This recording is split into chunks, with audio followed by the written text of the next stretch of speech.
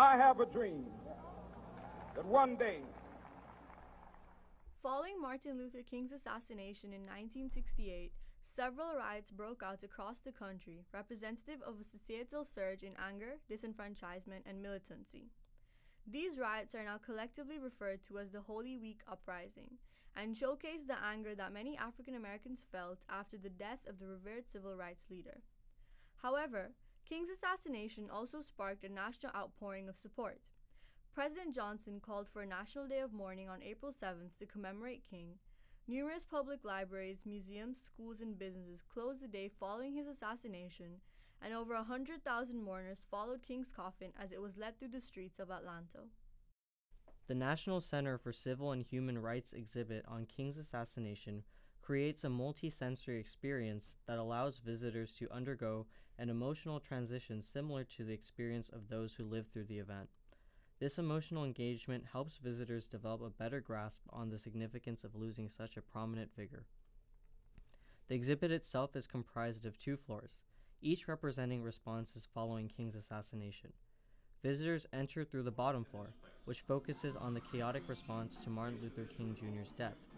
They are immediately inundated with information consisting of loud rock music, blaring screams, dark lighting, and looping videos, all of which contribute to the overall frenetic environment of the room.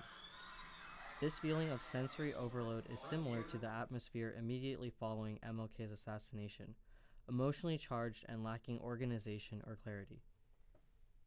After overcoming the initial disorientation, visitors realize that they are witnessing a retelling of MLK's assassination. They can focus on specific details like the carpeting, which features a map of the country with small flames representing cities where the King assassination riots broke out. The map provides a visual representation of the spread of chaos and violence throughout the nation. This tactic of sensory overload creates an environment where visitors can feel lost in the raw emotion following the assassination of MLK. It helps visitors understand how the violent atmosphere was amplified by existing polarization between black and white communities, giving them insight into the havoc surrounding King's death. In contrast to the lower floor, the top floor engages visitor senses in an organized fashion, making information understandable and cohesive. This is representative of the change to accept King's death and honor both him and his legacy. As visitors climb a staircase to make their way to the top floor of the exhibit, the sounds of the chaotic lower floor fade away and are replaced with King's booming voice. Upon arriving at the top floor, they see large infographics depicting the public response to the funeral. In addition, pews are laid out in front of a screen playing a video of King's funeral with an audio recording as he delivers his own eulogy. The difference in atmosphere is immediately apparent and frames the information that the top floor presents as King's legacy. This helps visitors understand how the civil rights movement overcame the anger seen on the bottom floor to accept his death.